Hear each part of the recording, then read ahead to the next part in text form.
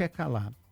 Pode ter câmera escondida no sentido de que os radares são instalados e não tem um aviso de que, aqui tem um radar? Vamos lá.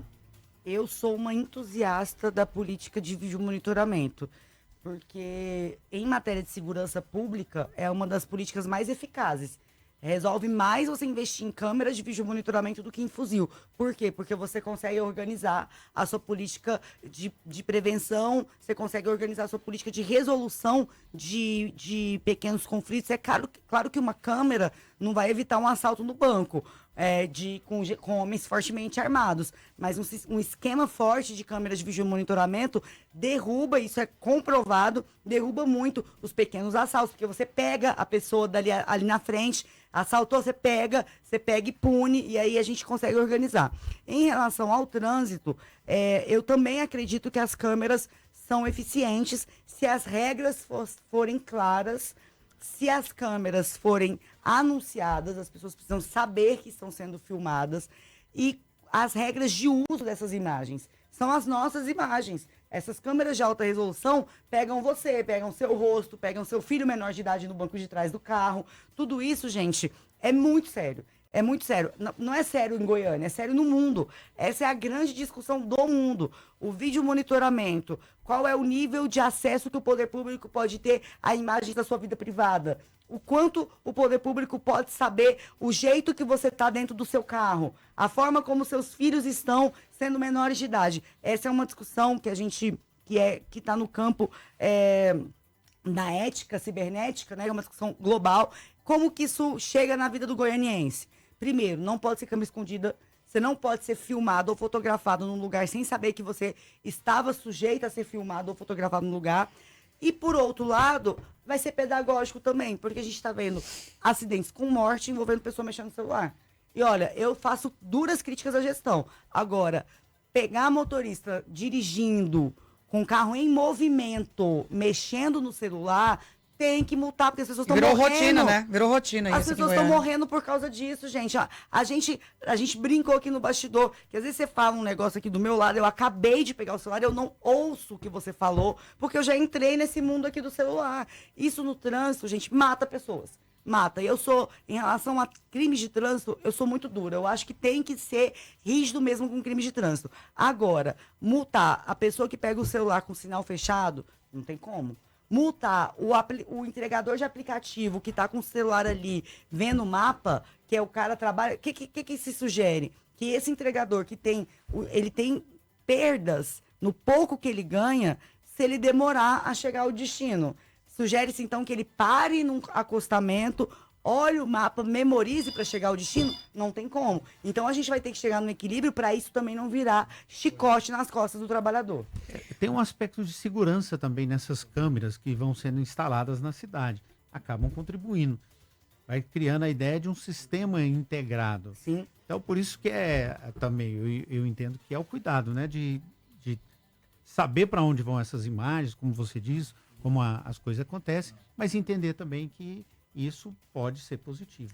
O Alexandre Belchior pedindo aí para a vereadora ajudá-lo, porque no setor Maria Dilce, na região noroeste da capital, muito lixo, mato para todo lado, e aí preocupa inclusive com a proliferação de escorpiões. Olha, eu vou falar uma coisa para vocês. Eu tive um debate acaloradíssimo na Câmara semana passada. Vocês sabem que desde o início, desde o ano passado, eu me posiciono contrária à taxa do lixo. Entrei com uma representação no Tribunal de Justiça. O Ministério Público acolheu 100% da minha representação, dizendo que sim, a taxa é completamente irregular, equivocada, etc. Para minha surpresa, o desembargador Carlos França, de maneira monocrática, negou o meu pedido. Quero deixar bem claro para você, goianiense, que está nos ouvindo, que eu estou recorrendo disso porque o desembargador é cunhado de um secretário. O desembargador é cunhado, assim, de primeira linha mesmo, do secretário de Peternella. Então, ele deveria ter tido a noção, a ética, o bom senso de ter se declarado suspeito de julgar o caso, mas não só não se declarou suspeito, como, sem levar para o pleno, julgou de maneira monocrática, indeferindo o nosso pedido para derrubar a taxa do lixo. Por que eu estou falando tudo isso, pegando como base E não essa só a taxa do mensagem? lixo, vereadora, luta também para revogar o contrato com a Limpa Gin. Não está dando conta. Esse é não meu tá ponto. dando conta. Esse é meu ponto. Eu questionei o contrato com a Limpa Gin, eu briguei com o prefeito. Eu falei, prefeito, o senhor está revisando atestado médico de gari, contratando uma empresa que até esses dias o senhor mesmo presidia, que era o SESI, para fazer o trabalho que a junta médica já faz, de revisão de atestado médico, e não revisa o contrato com a Limpa Gin. Não revisa. E aí, quando eu falei isso na tribuna, os colegas, eu sei, eles precisam defender, eles têm que manter os cargos deles, eu sei que é do jogo, eu sei que sem os cargos deles, eles nunca mais ganham eleição, mas tem umas coisas que eles precisam ter um pouquinho de brio, porque eles começaram a dizer, não, a cidade está funcionando, a cidade está mais limpa. Eu falei, bom, que ótimo. Pro Alexandre Belchior não Que tá, ótimo, olha que se a aqui. cidade está mais limpa, é mais uma prova de que não precisa de taxa do lixo. Vocês têm que escolher. Ou a cidade está uma tragédia, que o jeito é criar a taxa do lixo, ou a cidade está tão boa, a limpadinha está tão boa que não precisa da taxa do lixo. Não tem como sustentar essas duas visões de mundo na mesma defesa dessa administração. Mas o fato é, o que eu recorri sobre a taxa do lixo? Não usar a taxa para Limpa Gin. Porque a Limpa Gin não está dando conta de entregar o serviço. Vai ser aditivado o contrato e todos os dias, eu não estou aqui nessa bancada todos os dias, mas eu boto a minha mão no fogo, que passa um dia aqui sem vocês receberem reclamação de lixo. Não passa, nem aqui, nem no Tudo em Uma Tarde, todos os dias, todos os programas recebem. Ou seja, não está funcionando. E se não está funcionando, tem que ser revisto, porque o contrato, Vacil, você sabe, é de R$500 milhão. R$500 milhão. Eles preveem que os motoristas Ixi, agora tá chovendo aqui no WhatsApp. A Deuzira Freire. de coisas de lixo? De lixo. Ah, não. Então, aí eu E mais de semana que não coleta. Abriu a porteira. Manda todos para mim, para eu levar para a tribuna da Câmara e questionar nominalmente os vereadores que me disseram que eu é que estou vendo o copo meio vazio. Tem também a questão agora do CEMEI, né, que pode ser fechado já no mês de junho. Maternidade Célia Câmara. Maternidade Célia Câmara, os profissionais do administrativo, da educação, pedindo melhoria salarial. Enfim, tem muitos problemas em Goiânia a serem resolvidos e, assim, eu não sei quanto tempo que Mabel precisa para isso. O prefeito ficou muito irritado com uma cobrança que eu fiz no primeiro mês de governo, dizendo que ele precisava de pelo menos 3 meses. Os 3 meses já passaram. Teve até show para comemorar, que disseram que os cachês eram de graça, mas o gasto com estrutura e palco foi de quase R$1 milhão. Eu acabei de conseguir, você deve ter visto isso, uma auditoria do DenaSUS aqui nas maternidades. Foi um pedido que eu fiz ao Ministério da Saúde, que foi atendido semana passada, para entender por que o prefeito tomou a decisão de diminuir de 20 milhões para 12 milhões o gasto mensal com as maternidades. Porque, segundo ele, não haveria corte nos serviços, mas vocês devem receber também aqui recados de ouvintes, dizendo que o serviço de ginecologia, por exemplo, que é fundamental, serviço básico de saúde da mulher, já está sendo suspenso, já foram encerrados os contratos. Então, o que me parece, Ravena, é realmente uma falta de prioridades.